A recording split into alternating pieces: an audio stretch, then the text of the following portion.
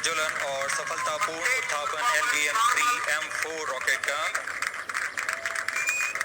यह भीमकाय रॉकेट आसमान को चीरते हुए अपनी भयानक दहाड़ से चारों ओर कंपन उत्पन्न कर रहा है, जिसे हम यहाँ महसूस कर सकते हैं, और यही दहाड़ है जो वैज्ञानिकों को रोमांचित करती है।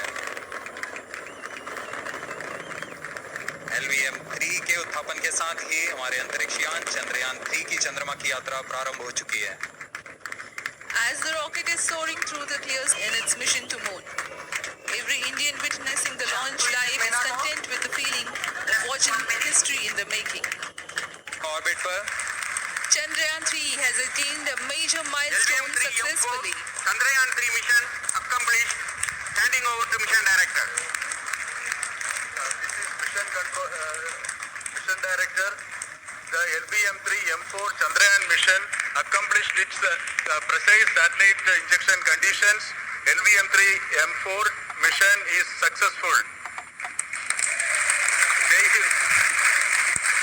The launch has also added a feather in the cap of LVM-3 rocket. You can watch the jubilant congratulatory gestures of ISRO scientists in the Mission Control Center. जी हाँ, चंद्रयान को सफलतापूर्वक अंतक्षेपित कर दिया गया है, लेकिन This by Secretary TOS Chairman ISRO.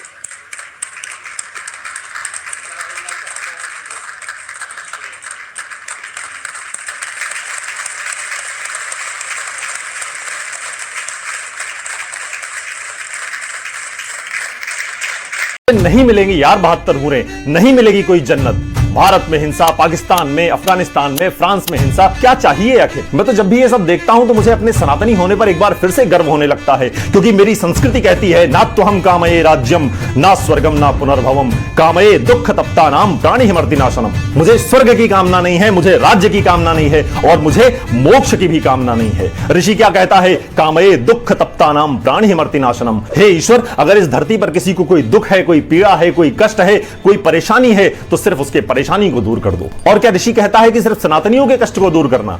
ऋषि कहता है प्राणी हिमर्ति नाशनम, प्राणी मात्र के कल्याण की कामना। यह है सनातन संस्कृति। कैसे न गर्व करें इस संस्कृति पर। जब ईश्वर से कुछ मांगना होता है तो हम 72 हूरें नहीं मांगते हैं। ऋग्वेद में एक मंत्र है, ओम विश्वानि देव सवितर दुरितानि परासुव यद भद्रम तन्नासु। हम कहते हैं हे ईश्वर, हमारे अंदर जितनी भी बुराइयां हैं उन्हें दूर कर दीजिए, और हमें क्या दीजिए? यद भद्रम तन्नासु, जो भी हमारे लिए भद्र हो, जो भी हमारे लिए शुभ हो। क्योंकि हमको नहीं पता, हम अपनी छोटी बुद्धि से अपना शुभ अशुभ नहीं जान सकते हैं। जैसे एक छोटा बच्चा छोटी कार मांगता है, तुम बड़े हो गए हो, तुम बड़ी कार मांगते हो, लेकिन क्या तुम्हारे लिए शुभ है, क्या तुम्हारे लिए अशुभ है, ये तुमको नहीं पता, ये ईश्वर जानता है। तो हम प्रार्थना करते हैं यद भद्रम तन्नासु, जो भी हमारे लिए भद्र हो हमको दे दीजिए। आफ्ताब अमीन पूनावाला का कोई एक चेहरा नहीं हो सकता। बहुत सारे आफ्ताब अमीन पूनावाला बाप, भाई, दोस्त, प्रेमी, पति बनकर लड़कियों की हत्या कर रहे हैं। इसे धर्म के एंगल से मत देखिए, इसे धर्म के एंगल से मत देखिए। आरोपी संजीव, रवि, लवकुश और राजकुमार 4 लोग आए और पीड़िता को दबोच लिया। उसे बोलने का मौका ही नहीं मिला ताकि आवाज सुनकर पास में घास काट रही मां मदद के लिए आ सकती। घटना का डिटेल ना तो पढ़ा जा रहा है ना बताया जा रहा है। सवर्ण जाति के इन चारों लोगों के दिमाग में ऐसा करते समय क्या गुजरा होगा, यह जानना जरूरी है। क्या जाति के कारण उन्हें यह अहंकार मिला कि किसी के साथ कुछ भी कर सकते हैं? कौन है ये लोग? You know, we are like vultures. We feed on these moments. इस पेशे को भड़वागिरी कहते हैं। अच्छा।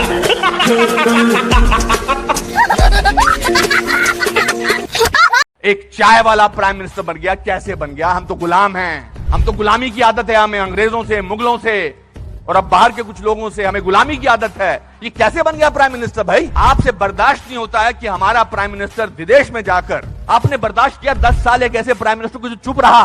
10 साल आपने एक ऐसे प्राइम मिनिस्टर को बर्दाश्त किया सरकार।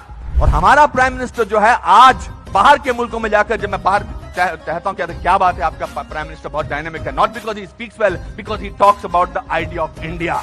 He has not taken a single holiday and his Diwali is always spent in Kashmir. He's the only prime minister who has visited Kashmir thrice on a Diwali day. 19 दिसंबर 1978 को CBI भ्रष्टाचार के आरोप में इंदिरा गांधी को गिरफ्तार करती है और एक हफ्ते के लिए दिल्ली के तिहाड़ जेल में उन्हें रखा जाता है।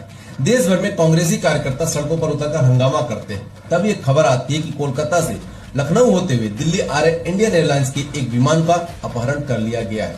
इसमें करीब 126 यात्री सवार थे। क्या आपको पता है कि उस विमान को अपहरण करने वाले अपहरणकर्ता कौन थे? उस समय के यूथ कांग्रेस के कार्यकर्ता भोलानाथ पांडे और देवेंद्र पांडे। ये दोनों कार्यकर्ता विमान अपहरण करके उसकी लैंडिंग वाराणसी में करवाते हैं और फिर शर्त रखते हैं कि इंदिरा गांधी को बिना शर्त तत्काल रिहा किया जाए और संजय गांधी पर लगे आरोपों को वापस लिया जाए।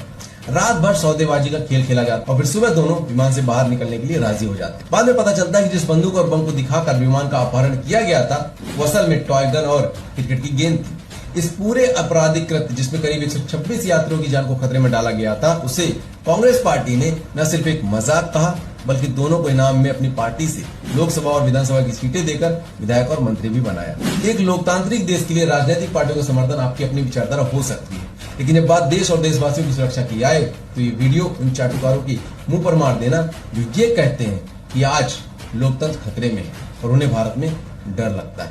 जय हिंद, वंदे मातरम। लोग कहते हैं कि आप हिंदू राष्ट्र की बात करते हैं, हिंदू राष्ट्र बना रहे हैं, तो कहीं ना कहीं मुस्लिम समाज की मन में ये रहता है, क्योंकि कुछ लोगों को पता है, कुछ लोगों को ज्यादातर पता नहीं है कि हिंदू राष्ट्र में मुस्लिम समाज का स्थान क्या और कहां रहेगा। गुरुजी ताली बजाइए। इस्माइल खान साहब, आपके माध्यम से हम समूचे भारतवर्ष के मुसलमानों को पहले बात तो ये कहना चाहते हैं, जो भी हमारी इस वीडियो को सुनेंगे, कि हमारे हिंदू राष्ट्र की कल्पना में भारत का मुसलमान जहां अब है वहीं रहेगा। भारत हिंदू राष्ट्र की कल्पना में जिस प्रकार पाकिस्तान में हिंदू रहते हैं उसी प्रकार भारत में मुसलमान भी रहेंगे।